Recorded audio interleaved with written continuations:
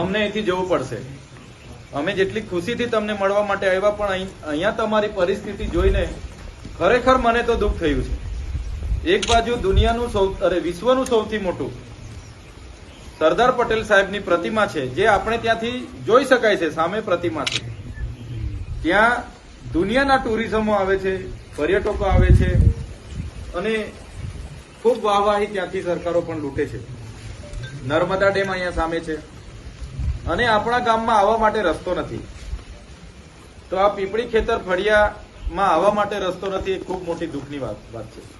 કાલે ઉઠીને કોઈ આપણી બેનને પ્રસૂતિની પીડા ઉપડી જાય તો જે રીતના ચાપટમાં બેન ને ઝોલીમાં લઈને જતા હતા, 108 નહોતી પહોંચી, એમને રસ્તે એમને ડિલિવરી કરવી પડી, બાળકને જન્મ આપી દીધો. એવી રીતના આગળ તુરખેડામાં 2 મહિના પહેલા આવી જ રીતે રસ્તો નહોતો અને 108 નહોતી પહોંચી અને એ બેનને પ્રસૂતિની પીડા ઉપડી એટલે ઝોલીમાં નાખીને ગામના યુવાનો વડીલો લઈ જતા હતા. એ બેનને પીડા એટલી બધી ઉપડી કે રસ્તે જઈને બેને દેહ છોડી દીધો, મરી ગયા, બાળકને જન્મ આપી.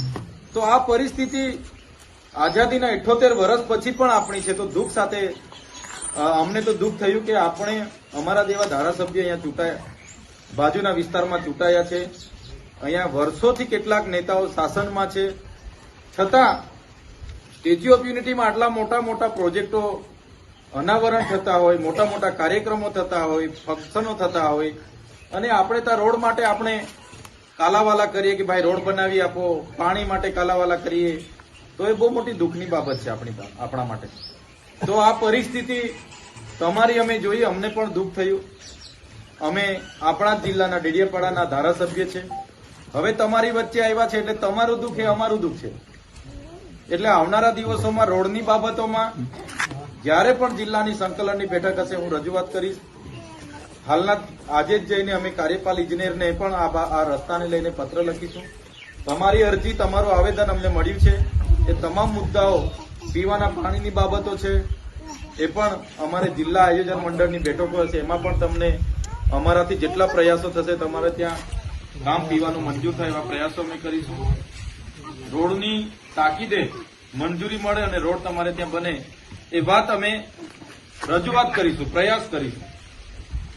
પણ જે રીતે આટલા બધા પરિવારો આટલા વર્ષોથી અહીંયા રહે છે અને આપણી સાથે જે આ ભૌતિક સુવિધા, માળખાકીય સુવિધા માટે આપણે કાલાવાલા કરવું પડે તો ખૂબ જ દુઃખની બાબત છે.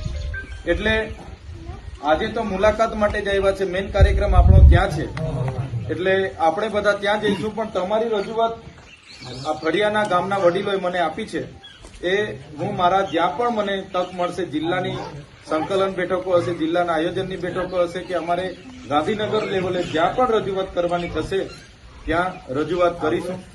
આજે તમારી વચ્ચે આવ્યા છે અને ઘણી ખરેખર અમને પણ આનંદ થયો.